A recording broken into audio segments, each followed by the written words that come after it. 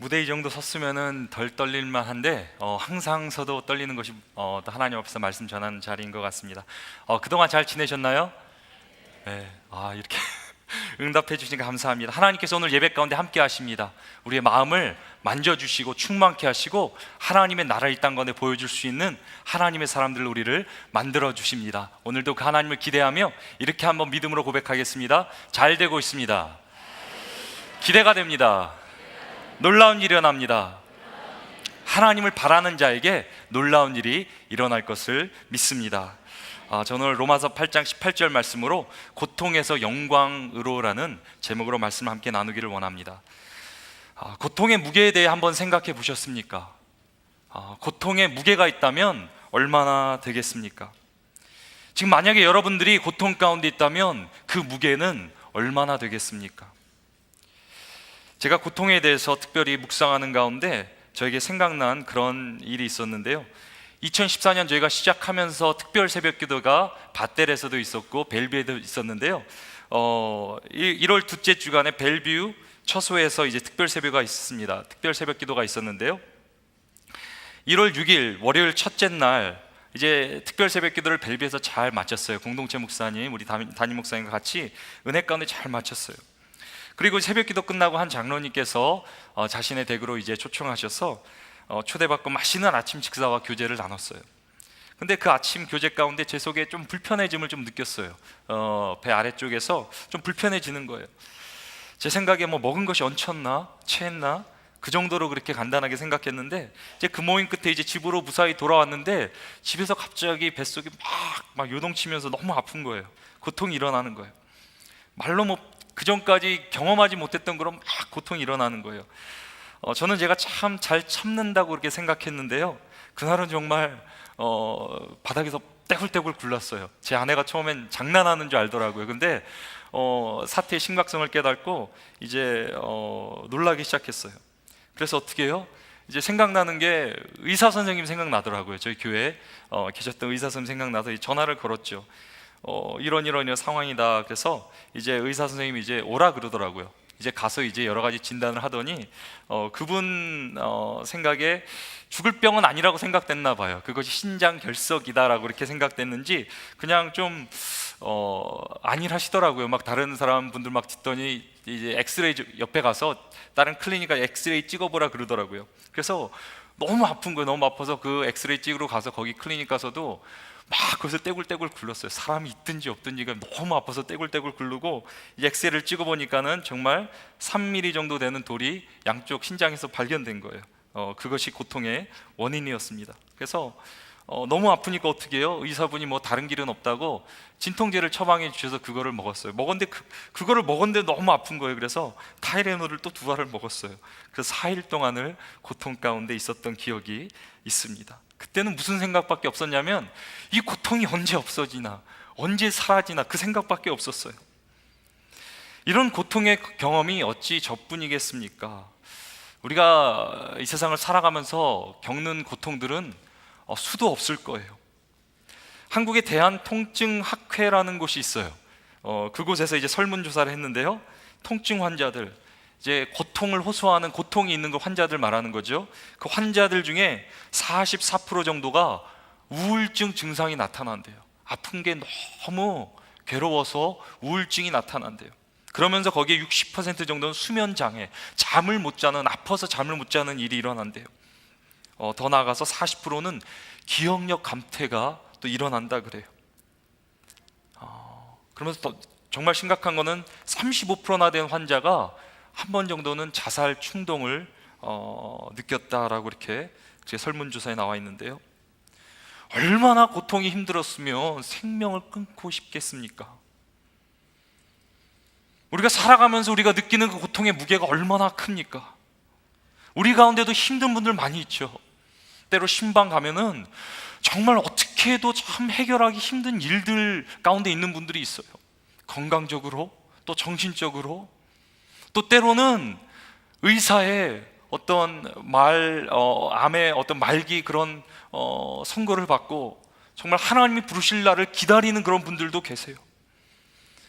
왜 이렇게 우리를 짓누르는 무게의 고통의 무게가 큰지 어떻게 우리를 짓누르는 이 고통의 무게를 측량할 수 있겠습니까? 로마에 있는 성도들에게 바울은 편지를 쓰기 시작하는데요, 그게 로마서지요. 로마 성도들에게 쓰는 편지. 그러면서 바울은 그리스도인의 고통에 대해서 말하고 있습니다. 로마서 8장 17절, 오늘 읽은 본문 말씀 바로 전 구절인데요, 우리 같이 한번 읽었으면 좋겠습니다. 시작. 자녀이면 또한 후사 곧 하나님의 후사요 그리스도와 함께한 후사니 우리가 그와 함께 영광을 받기 위하여 고난도 함께 받아야 될 것이니라. 여기 사도 바울이 고난에 대해서 말하고 있어요. 고통이죠, 고통. 사도 바울이 이 구절 가운데 말하고 있는 고통이 무엇입니까? 사도 바울이 말하고 있는 고통, 바로 그리스도와 함께 받는 고통이라고 그렇게 표현합니다. 예수 그리스도가 이 땅에 오셔서 고난을 받으셨죠. 왜 고난을 받으셨습니까? 하나님의 아들이셨기 때문에 고난을 받으셨습니다. 하나님의 뜻을 이루기 위해서 이 땅에서 고난을 당하셨습니다. 하나님의 뜻이 무엇이었습니까? 죄인을 구원하셔서 하나님의 자녀 되게 하시는 것, 그것이 예수 그리스도를 향한 하나님의 뜻이셨어요. 이를 위해 예수 그리스도께서 온전히 순종하심으로 인류의 모든 죄를, 멍해를, 고통을 십자가에 지고 자신이 하나님으로부터 끊어지는 고통을 경험하면서까지 이 일을 감당하셨어요. 인류의 모든 죄를 짊어지시는 그분의 고통이 얼마나 크셨겠습니까? 세상에는 작은 고통이 와도 괴로운 건데 온 인류의 짐을 다 짊어진 고통은 얼마나 크셨겠습니까? 그러면 어떻게 그리스도께서는 그 무게를, 엄청난 고통의 무게를 견딜 수 있으셨겠습니까? 예수 그리스도로 말미암아 하나님의 자녀된 우리들, 하나님의 아들이라 딸이라 부름받는 우리들에게도 고난이 있다고 말합니다. 하나님의 자녀이기 때문에 이 땅 가운데 그리스도와 함께 받는 고난이 반드시 있습니다. 그리스도와 함께 받는 고난이라 그래서 고통이 덜 느껴지겠습니까? 고통은 고통이죠. 어떤 사람은요, 하나님의 나라를 위해서 받는 이 고통의 기간이 평생이 될 수도 있어요. 태어나면서부터 경험되는 그 고통이 죽을 때까지 이어질 수도 있어요. 엄청난 고통이죠. 엄청난 고통의 무게죠. 그런데 우리가 어떻게 이 고통의 무게를 견딜 수 있겠습니까? 우리 한번 오늘 본문 말씀 다시 한번 읽어보겠습니다. 우리 한번 8장 18절 말씀 같이 읽어보십니다. 시작. 생각건대 현재의 고난은 장차 우리에게 나타날 영광과 좋게 비교할 수 없도다. 생각건대 현재의 고난, 우리의 처한 환경, 고통, 그것은 우리에게 나타날 영광, 장래에 임할 영광과 좋게 비교할 수 없다라고 사도 바울은 말하고 있습니다. 그렇죠. 세상에서 너무나 엄청나게 느껴지는 이것이 세상의 고통의 무게이지요. 그러나 이것보다 훨씬 더 무거운 것이 존재한다고 그렇게 말하고 있어요. 우리가 오늘도 경험할 수 있는 그 어떤 고통의 무게보다 더 무거운 것이 있다라고 사도 바울은 말하고 있습니다. 사도 바울이 고백하고 있는 그것이 무엇이겠습니까? 바로 장차 나타날 영광의 무게입니다. 이 무게는 어떤 이 땅의 고통보다도 더 비교할 수 없다라고 사도 바울은 말합니다. 이 영광의 무게는 어떤 고통의 무게와도 비교할 수 없기 때문에 절대로 그 영광을 포기할 수 없다라고 사도 바울은 말하고 있습니다.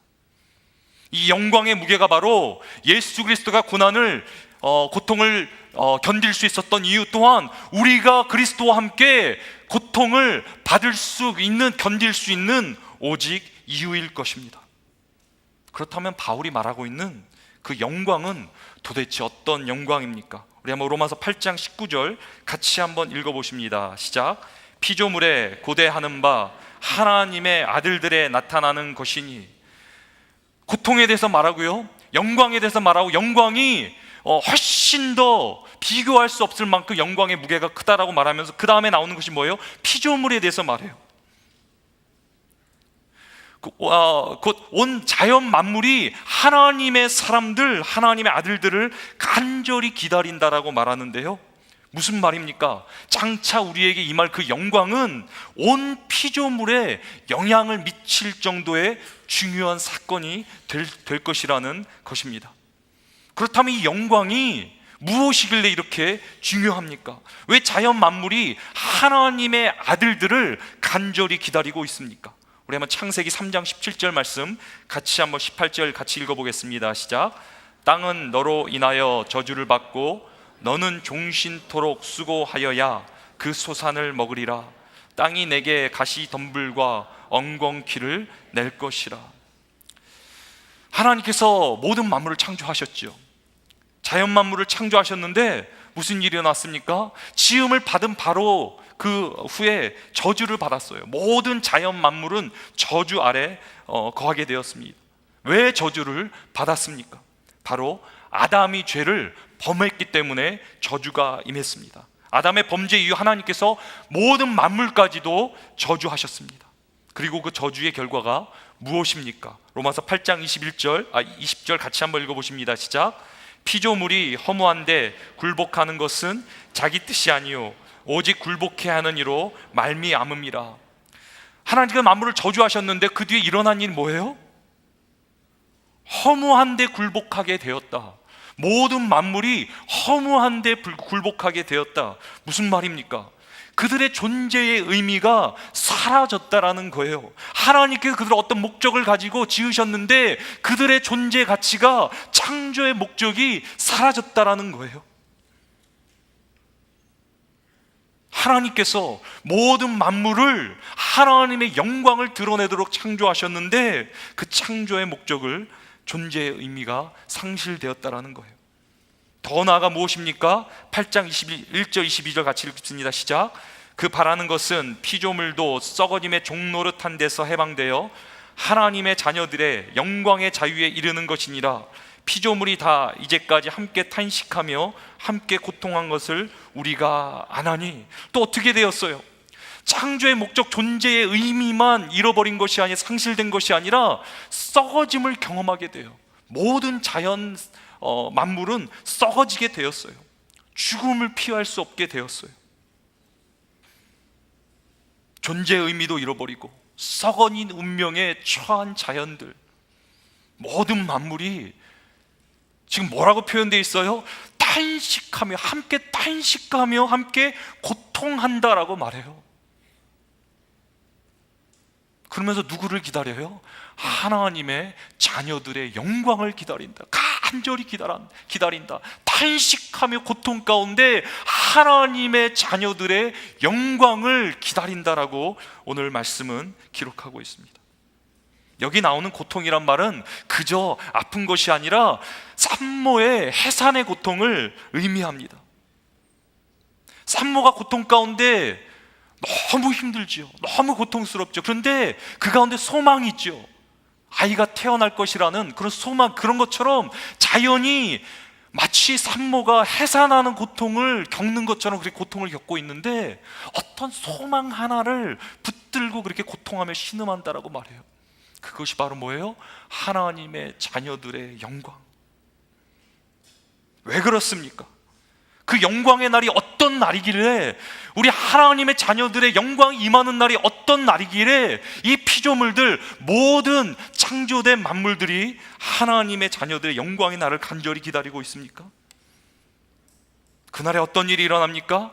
썩어짐의 종노릇한 데서 자유케 되는 역사가 그날 일어난다고 오늘 말씀에 기록되어 있습니다. 이제 더 이상 허무하게 이 땅 가운데 존재하는 것이 아니라 하나님의 창조하였던 그 의미가 회복될 것이라고, 창조 질서가 회복될 것이라고 성경은 말하고 있습니다. 비로소 그때 하나님의 자녀들의 영광이 회복될 그때 만물은 하나님의 영광을 드러내게 될 것입니다.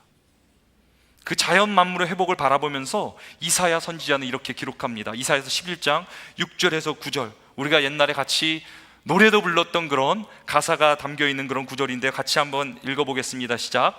그때에 이리가 어린 양과 함께 거하며 표범이 어린 염소와 함께 누우며 송아지와 어린 사자와 살진 짐승이 함께 있어 끌리며 암소와 곰이 함께 먹으며 그것들의 새끼가 함께 엎드리며 사자가 소처럼 풀을 먹을 것이며 젖 먹는 아이가 독사의 구멍에서 장난하며 젖된 어린아이가 독사의 굴에 손을 넣을 것이라. 나의 거룩한 산 모든 곳에서 해함도 없고 상함도 없을 것이니 이는 물이 바다를 덮음같이 여호와를 아는 지식이 세상에 충만할 것임이라. 아멘. 아멘. 나의 거룩한 산 모든 곳에서 해함도 없고 상함도 없을 것이니 이는 물이 바다 덮음같이 여호와를 아는 지식이 세상에 충만할 것임이라. 충만할 것임이라. 우리가 학교에서 이렇게 배웠잖아요. 양육강식. 약한 자는 강한 자에게 먹히거나 지배당한다고 하는 것이 우리가 학교에서 배웠던 법칙이에요. 자연의 법칙. 근데 우리가 배운 법칙은 잘못된 법칙이에요. 전혀 자연스러운 법칙이 아니에요. 우리가 바라보고 있는, 관찰하고 있는 자연은 무엇입니까? 죄의 결과예요. 저주 아래 있는 그런 모습이에요. 현재 우리가 뜯고 뜯기는 자연세계, 그것이 자연스럽게 우리는 바라보지만 그것이 아니에요. 자연스러운 게 아니라 저주의 결과예요. 자연의 잔인성과 죄악성은 바로 우리의 잔인성과 죄악성을 그대로 보여주는 것입니다. 원래 자연세계가 그렇지 않았습니다. 모든 자연은 하나님의 영광의 아름다움을 드러내기 위해서 지음받았어요.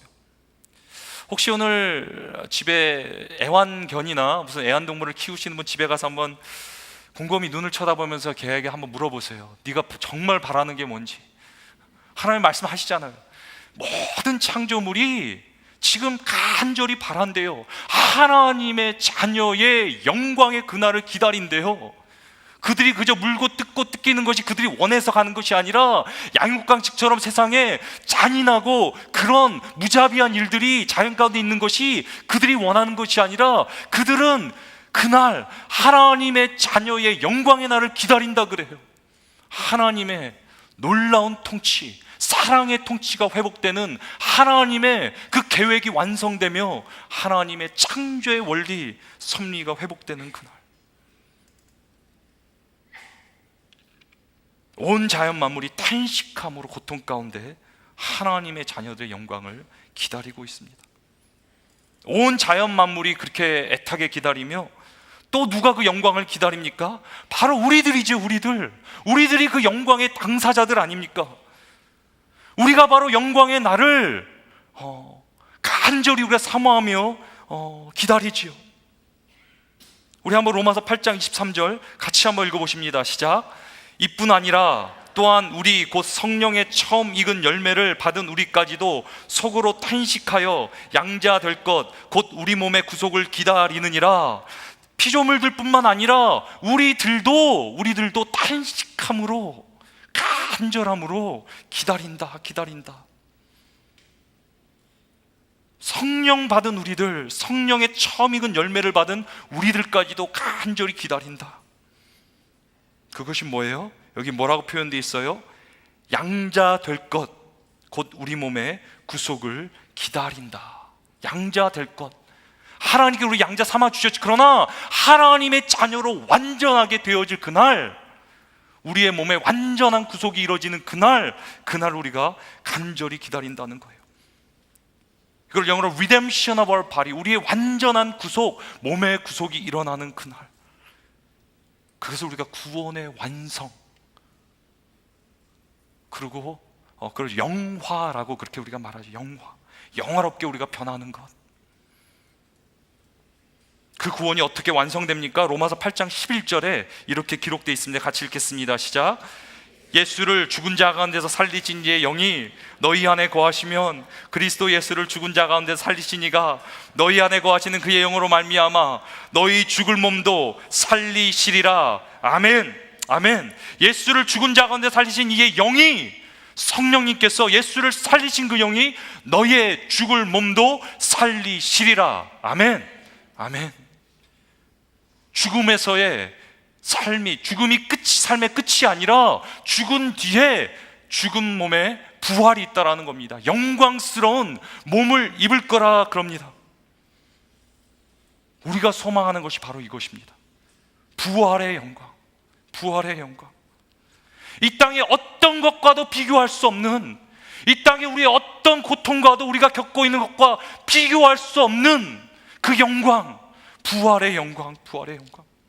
부활의 영광이 나타날 그때 우리는 다시는 썩지 않는 영원한 몸을 얻게 될 것입니다. 죄로부터, 우리가 그렇게 괴로워하는 죄로부터 완전히 자유케 될 것입니다. 그때에는 모든 만물도 새롭게 되어 새 하늘과 새 땅이 될 것입니다. 요한계시록 21장 5절에 이렇게 말씀하십니다. 보좌에 앉으신 이가 가라사대 보라 내가 만물을 새롭게 하노라. 그때에는 더 이상 사망도 없고 애통하는 것도 없고 곡하는 것이나 아픈 것이 다시 있지 아니할 것입니다. 그때에는 영원토록 하나님의 보좌 가운데 어린 양 예수 발 앞에 엎드려 찬양하며 경배하며 우리는 주님과 함께 세세토록 왕노릇하는 그날이 올 것입니다. 아멘 주 예수여 오시옵소서. 아멘 주 예수여 오시옵소서. 우리가 이 땅을 살아가는 것, 이 땅에 썩어질 것을 바라는 것이 아니라 그날을 바라보며 그 영광을 바라보며 오늘도 우리는 달려나가고 있는 것입니다. 이 세상에 어떤 것으로 이 부활의 영광을 바꿀 수 있겠습니까? 바꾸시겠습니까? 제가 지난주에 병원에 계신 한 성도분을 방문했습니다. 교회에서 열심히 섬기시다가 몸이 너무나 과로하셔서 쓰러지셨어요. 병원에 들어가셨어요. 제가 뵙고 이제 기도해 드리려고 갔는데 그분 첫 마디가 먼저 하세요. 목사님 미안해요. 목사님 미안해요. 그분이 저한테 미안할 게 뭐가 있습니까?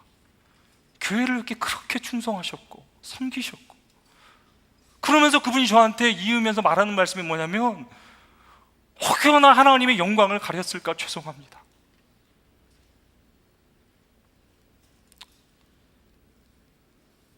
제가 그분 앞에서 무슨 말을 하겠어요. 제가 간절히 그분 손잡아 드리고 기도해 드리고, 하나님, 이분이 그렇게 하나님의 영광을 구하는데 앞으로 줄 그 영광이 많겠지만 이 땅에서도 그 영광의 삶을 누리게 해달라고 빨리 치유하여 주시고 하나님의 영광을 보게 해달라고 간절히 기도했습니다.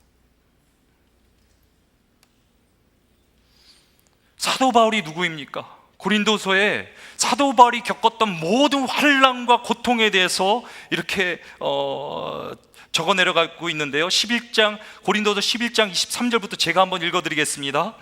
내가 수고를 넘치도록 하고 옥에 갇히기도 더 많이 하고 매도 수없이 맞고 여러 번 죽을 뻔하였으니 유대인에게 40에 하나 감한매를 5번 맞았으며 3번 퇴장으로 맞고 1번 돌로 맞고 3번 파선하는데 일주야를 기품으로 지냈으며 여러 번 여행에 강의 위험과 강도의 위험과 동족의 위험과 이방인의 위험과 시내의 위험과 광야의 위험과 바다의 위험과 거짓 형제 중에 위험을 당하고 또 수고하며 애쓰고 여러 번 자지 못하고 줄이며 목마르고 여러 번 굶고 춥고 헐벗었도다. 말도 되지 않는 고통이죠. 이 고통을 무게로 잰다 그러면 얼마나 나가겠습니까? 바울이 경험한 고통의 무게가 얼마나 컸겠습니까? 얼마나 힘들었겠습니까? 하지만 바울이 뭐라고 고백하는 거예요? 이 땅에 어떤 고통이 그 무게가 무거울지언정 어찌 다가올 영광의 무게와 비교조차 할 수 있겠습니까? 어찌 앞으로 우리가 경험할, 우리에게 다가올, 우리에게 주어진 그 영광과 그 무게와 어찌 비교할 수 있겠습니까? 생각건대 현재의 고난은 장차 우리에게 나타날 영광과 좋게 비교할 수 없도다. 비교가 안 된다는 거예요. 그렇게 고생했음에도 불구하고, 그렇게 고통의 무게 가운데 짓눌렸음에도 불구하고 고백하는 게 뭐예요? 좋게 비교할 수 없도다. 하늘의 영광, 하늘의 영광. 제가 이 말씀을 준비하면서 이 찬양이 떠올랐어요. 최후 승리를 얻기까지 주의 십자가 사랑하리, 빛난 면류관 받기까지 험한 십자가 붙들겠네. 결국 이거 아니에요? 이 땅에 썩어질 것이 아니라 다 사라지고 없어질 거지만 우리가 진정으로 붙들고 바라보며 나가는 것이 무엇입니까? 최후 승리, 최후 영광, 영원히 썩지 않는 그 몸, 하늘의 영광. 우리 같이 한번 찬양하십니다. 최후 승리를 얻기까지 주의 십자가 사랑하리, 빛난 멸류관 받기까지 험한 십자가 붙들게 최후 승리를 얻기까지 주의 십자가 사랑하리, 빛난 멸류관 받기까지 험한 십자가 붙들겠네. 그 영광을 받기까지, 그 영광에 이르기까지 절대로 포기하지 마세요. 절대로 포기하지 마세요. 우리의 겪는 모든 고통보다 그날 하나님께서 우리 가운데 주실 영광은 훨씬 더 그 무게는 큰 줄로 믿습니다. 사도 바울이 이 땅을 살아가면서 많은 고난이 있었잖아요. 고통이 있었잖아요. 그러면서 언제 가장 고통의 무게가 가장 힘들게 느껴졌을까? 가장 무겁게 느껴졌을까? 아까 읽은 것처럼 매를 맞았을 때입니까? 굶주렸을 때입니까? 병들었을 때입니까? 바울이 고백하건대 사도 바울이 생애에 가장 힘들었던 그때, 가장 무거운 짐을 짊어졌던 그때는 바로 자신과의 싸움의 여정이었습니다. 우리 한번 로마서 7장 21절, 우리가 읽은 8장 말씀에 전에 있는 그런 말씀이에요. 고난에 대해서, 고통에 대해서 말씀하시기 전에 그 전에 있는 7장 마지막에 있는 말씀이에요. 같이 한번 7장 21절 말씀 읽어보겠습니다. 계속해서 시작. 그러므로 내가 한 법을 깨달았노니 곧 선을 행하기 원하는 나에게 악이 함께 있는 것이로다. 내 속 사람으로는 하나님의 법을 즐거워하되 내 지체 속에서 한 다른 법이 내 마음의 법과 싸워 내 지체 속에 있는 죄의 법 아래로 나를 사로잡아 오는 것을 보는도다. 오호라, 나는 공고한 사람이로다. 이 사망의 몸에서 누가 나를 건져내랴. 솔직하게 사도 바울은 이렇게 고백하는 거예요. 7장에서 내가 이런 고생도 했다, 이런 고통도 받았다. 그러나 내 안에 정말 참을 수 없는, 견딜 수 없는 무게가 있다. 고통이 있다. 내 안에 있는 전쟁이다. 하나님의 자녀로 부름받았고 영원한 생명도 알고 그렇게 될 것도 아는데 내 안에 하나님을 섬기는 마음과 하나님을 거역하는 마음이 함께 있다. 너무나 괴롭다. 오호라, 나는 공고한 사람이로다. 이 사망의 몸에서 누가 나를 건져내랴. 우리도 그렇잖아요. 세상에서 고통받는 거 참을만 하잖아요. 견딜만 하잖아요. 그러나 나를 구원해 주시고 나를 위해 전부를 주시고 나를 위해 가장 귀한 것을 예비하신 주님 앞에 우리의 마음이 흔들리는 것, 사랑하지 못하는 것, 그것이 견딜 수 없는 거잖아요. 아직 하나님의 자녀 되었음에도 불구하고 이 땅을 살아간 우리 가운데 죄의 모습이 꿈틀거리고 있다는 것, 그것이 우리 가운데 가장 큰 고통의 무게잖아요. 제가 지지난주에 제가 이제 아틀란타 갔다 오고 또 교회 사역들, 가을에 있을 여러 사역들 가운데 조금 머리가 좀 복잡했어요. 복잡하고 또 이제 시차도 여러 가지 있다 보니까 잠을 제대로 잘 못 자겠더라고요. 그래서 제가 한 일주일간 잠을 제대로 못 잤어요. 그런 거 제가 잠을 자면은 깨 있어요. 깨 있는데 꿈도 꿔요. 근데 눈을 떠보면 한 번도 잔 것 같지가 않아요. 그렇게 한 일주일이 흘렀어요. 그러다 보니까는 여러 가지 일들 생각하니까 마음이 조금 약해지는 것 같더라고요. 그때 좀 외로움이 좀 오더라고요, 저한테. 그래서 제가 아내한테 이런 얘기 했어요. 내가 혹시 가을 타나 보다, 그런 얘기를 했어요. 제가 뭘 바라고 한 거예요? 뭔가 좀 위로해 주겠지 했는데 뭐 전혀 반응이 없더라고요. 남자들이 그런 말 하면 좀 반응 좀 해주세요. 좀 안아주시고 좀. 예. 근데 나중에 뭐 영양제랑 챙겨주더라고요. 챙겨주면서 참 그래도 아내가 옆에 있는 게 얼마나 감사한지. 근데 제가 어떨 때는 한심해 보이는 거예요. 말씀을 전하는 자로서, 하나님의 도를 더 깨달으려 몸부림치는 자로서, 이게 뭔가 하나님 나와 함께 하시는데, 하나님의 자녀인데, 영원까지 함께 하신다고 내가 믿는데 왜 내 마음 가운데 그런 쓸쓸한 마음이 들어오는가? 제가 그 일부 예배 때 했던 위에서 이제 몇 분들이 그러시더라고요. 자기들도 다 그런다 그러더라고요. 그러면서 저는 그래도 했는데 반응이 없잖아요. 근데 어떤 분들은 이제 계속 그렇게 말하면 그런데 또 그런데요. 또 소리 하면은 계속 잘해주세요. 그러잖아요. 외롭다고 하는 거 아내한테 말해야지 다른 사람한테 말하면 큰일 나잖아요. 그러면 안 되죠. 예. 근데 제가 그렇게 마음이 때로 그런 마음을 갖고 있는 제가 한심스럽더라고요. 그러면서 제가 느낀 게 있어요. 우린 참 연약하구나. 바울이 그렇게 고백한 것처럼 우리는 강한 것 같은데, 하나님의 자녀로서 정말 모든 걸 얻은 것 같은데, 이 땅 가운데 죄악된 세상을 살아간 우리들은 연약한 존재구나. 정말 예배 가운데도 우리 어르신분들 이제 앉아 계시는데, 제가 참 감사드리는 건요, 지금까지 잘 살아주셔서 신앙을 잘 지켜주셔서 감사합니다. 정말 그래요. 감사해요. 하나님께서 저를 어떻게 앞으로 뭐 쓰실지 모르지요. 그거는 하나님의 뜻이죠. 그러나 제가 하나님 앞에 드리고 싶은 마음은, 마지막 하나님 주님께서 나를 부르시는 그날까지 사고 치지 말았으면 좋겠다. 하나님의 마음에 정말 그런 못 박는 일을 안 했으면 좋겠다. 내가 그저 목회자를 떠나서 성도로 하나님 앞에, 하나님의 자녀로 이 땅 가운데 세상에 부끄러움 없이, 하나님 앞에 부끄러움 없이 그렇게 살고 싶다.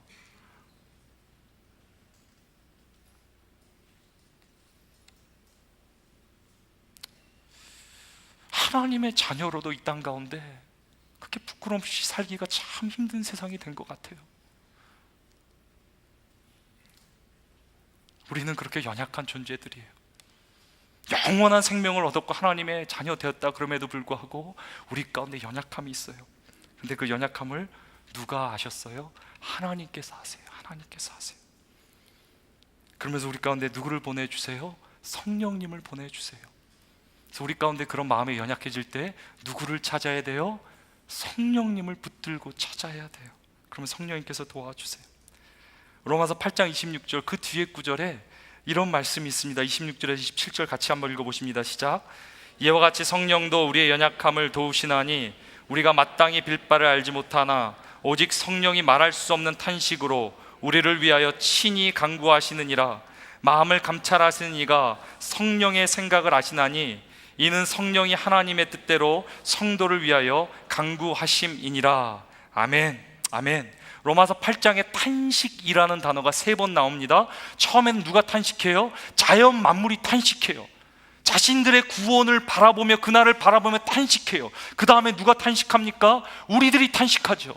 하나님의 날, 그 자녀의 영광의 날을 바라보며 우리가 탄식하며 간절히 기다립니다. 그리고 마지막으로 누가 탄식합니까? 성령님께서 탄식하시는데, 말할 수 없는, 말로 표현할 수 없는 탄식으로 뭐 하세요? 우리를 위해 간구하세요. 왜? 이와 같이 성령도 우리의 연약함을 도우시나니. 하나님의 자녀 된 거 성령님께서 인쳐주셨는데, 이 땅을 살아가는 우리들, 죄악 가운데 살아가는 우리들 연약함을 아시고 힘들 거 아시고 도우시는 분, 보혜사, 우리를 도와주시는 분, 중보해 주시는 분으로 하나님의 영으로 우리 가운데 거하신단 말이에요.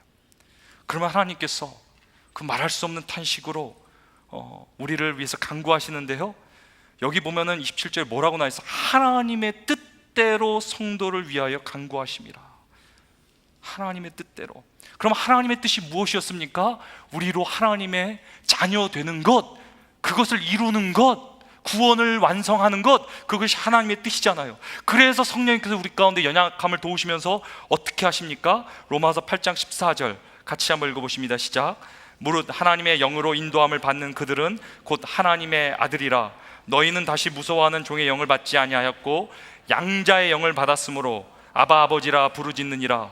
성령이 친히 우리 영으로 더불어 우리가 하나님의 자녀인 것을 증거하시나니 자녀이면 또한 후사 곧 하나님의 후사요 그리스도와 함께한 후사니 우리가 그와 함께 영광을 받기 위하여 고난도 함께 받아야 될 것이니라.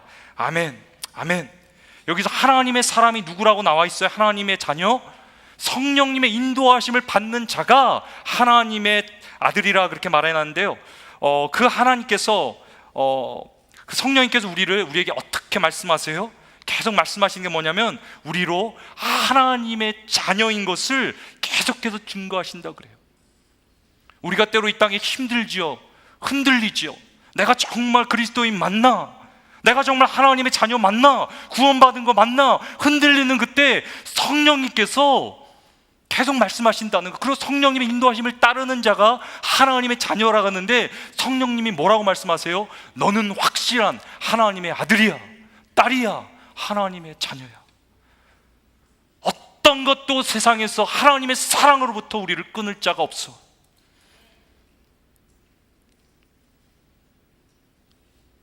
우리 가운데 하나님의 자녀인 것을 증거하시면서 우리로 하나님을 아빠 아버지라 부르게 하세요.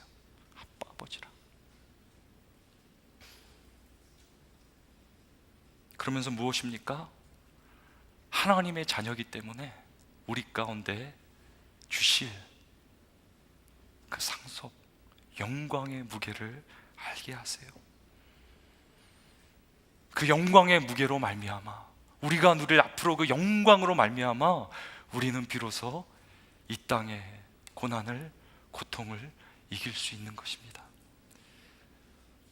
우리가 오늘도 어떻게 우리의 삶 가운데 다가오는 고통의 무게를 견딜 수 있겠습니까? 세상에는 어떤 방법도 없어요. 무엇입니까? 앞으로 다가올 우리 가운데 하나님께서 자녀에게 허락한 그 영광의 무게를 깨달을 때 비로소 우리는 이 땅의 고통으로부터 견딜 수 있는 사람이 될 것입니다.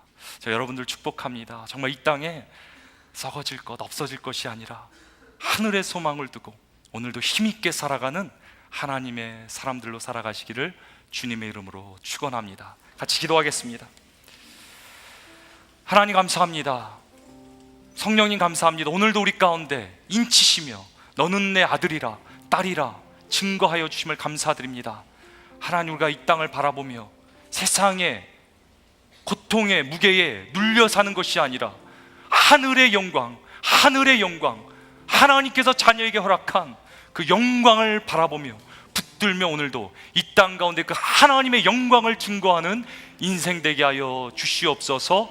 감사드리며 예수 그리스도 이름으로 축복하며 기도드립니다. 아멘.